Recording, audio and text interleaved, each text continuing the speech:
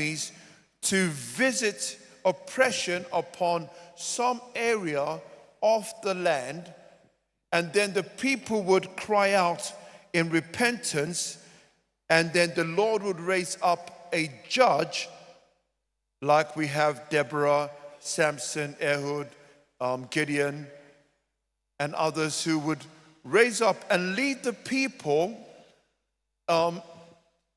in such a way that they are delivered from the hand of the oppressors.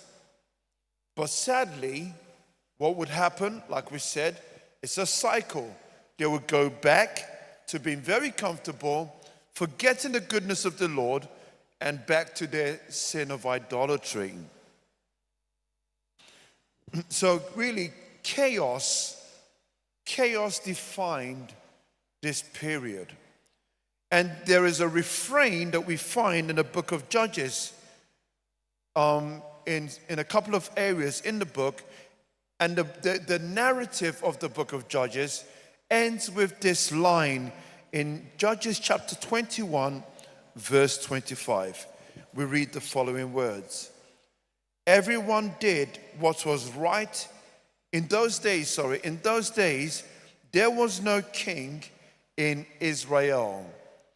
Everyone did what was right in his own eyes. So this obviously lent itself to chaos and the nation being without direction.